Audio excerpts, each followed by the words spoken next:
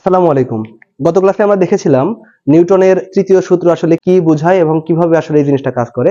আজকে আমরা দেখব নিউটনের তৃতীয় সূত্র থেকে কিভাবে ভরবেগের সংরক্ষণ সূত্রটার প্রতিপাদন করা যায়। তো এখানে আমরা দুইটা বস্তু দেখতে পাচ্ছি, একটা হচ্ছে এ বস্তু আর একটা বি বস্তু।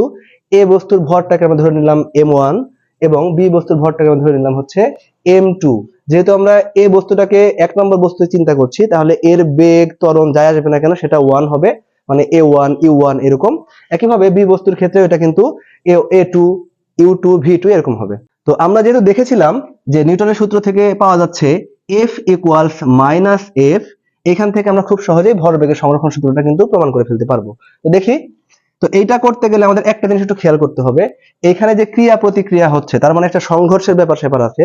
তো এখানে যদি আমরা চিন্তা করি যে এ বস্তু এবং বি বস্তু পরস্পরের সাথে সংঘর্ষে লিপ্ত হয়েছে, তাহলে এ বস্তুর ভর যেহেতু a1, তাহলে এ বস্তু কর্তৃক যে বলটা প্রয়োগ করা হয়েছে সেটাকে আমরা ধরে নিলাম হয়তো f1। একইভাবে আমরা এই বি বস্তুর যে প্রয়োগকৃত বল মানে প্রতিক্রিয়া বলটা সেটাকে আমরা ধরে নিচ্ছি হচ্ছে f2। এখানে f1 এবং f2 পরস্পর সমান এবং বিপরীত চিহ্ন দ্বারাই বোঝা যাচ্ছে। এখন F1 যেহেতু এ বস্তু কর্তৃক প্রযুক্ত বল, তাহলে এই F এর বদলে আমরা লিখতে পারবো m1 a1। যেহেতু এক নম্বর বস্তু F1, এখানে ভর এবং ত্বরণের ক্ষেত্রেও m1 a1 ধরতে হবে। একইভাবে এখানে আমরা লিখতে পারবো F2 সমান সমান মাইনাস m2 a2। খেয়াল করো, এই মাইনাসটা কিন্তু আগে থেকে ছিল বলে এখানে আসলো, আর F2 এর বদলে আমরা m2 a2 লিখলাম। এখন যদি এই জিনিসটাকে আমরা আরেকটু বিশ্লেষণ করি, তাহলে m1 টাকে আমরা এখানে রেখে দিই, a1 এর বদলে আমরা লিখতে পারবো যে a যেহেতু ত্বরণ, তাহলে বেগের পরিবর্তনের হার, তাহলে v minus you by T. তাহলে এই ক্ষেত্রে যেহেতু a1 ছিল, আমরা এখানে লিখবো v1 minus u1 divided by T. এখানে একটা জিনিস লক্ষণীয়, সেটা হচ্ছে আমরা m v u সবগুলোর ক্ষেত্রে 1 পাশে ব্যবহার করলেও, সাফিক্স হিসেবে ব্যবহার করলেও, টি এর বেলায় কিন্তু কোনো এখানে t1 ব্যবহার করিনি। একইভাবেও কিন্তু এই পাশে যখন আমরা আসবো তখনও t2 ব্যবহার করতে হবে না। দেখো, মাইনাসটা দিলাম, m2 থাকলো, a2 এর বদলে আমরা লিখবো v2 minus u2 divided by t।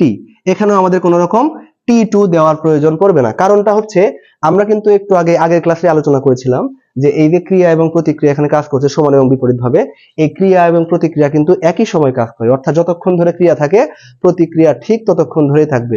সুতরাং এইখানে যে টি মানে প্রথম বস্তুর ক্রিয়ার যে সময়টা, এখানে দ্বিতীয় বস্তুর প্রতিক্রিয়ার সময় কিন্তু সমান। সুতরাং এটি আলাদা করে আমাদের 1 2 ধরে লেখার কোনো প্রয়োজন নাই।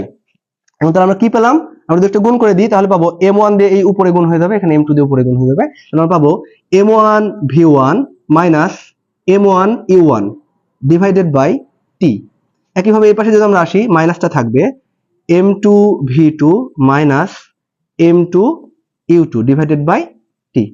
তো উভয় দিকে যেহেতু হরে t আছে, আমরা এই সমীকরণের দুই পক্ষকে যদি t দিয়ে গুণ করে দিই তাহলে দুই পাশ থেকে কিন্তু t বাতিল হয়ে যাবে। তাহলে আমরা পাবো m1 v1 minus m1 u1 equals minus m2 v2 minus মাইনাসে প্লাস m2 u2।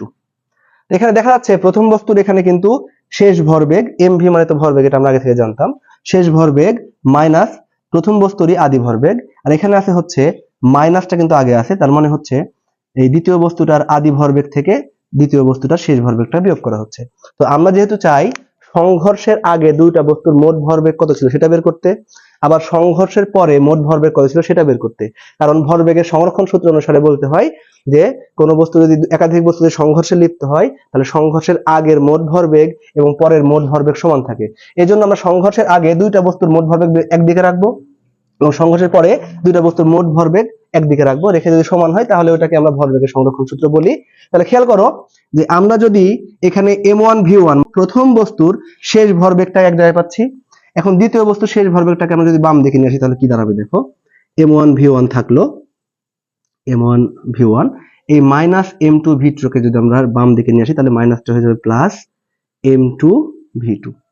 একইভাবে আমরা এখন এই মাইনাস m1 u1 টাকে ডান দিকে নিয়ে যাব, নিয়ে গেলে কি হবে, এখানে ছিল মাইনাস, ওই পাশে গেলে হয়ে যাবে প্লাস, মানে m1 u1, আর এখানে আগে থেকে ছিল প্লাস m2 u2।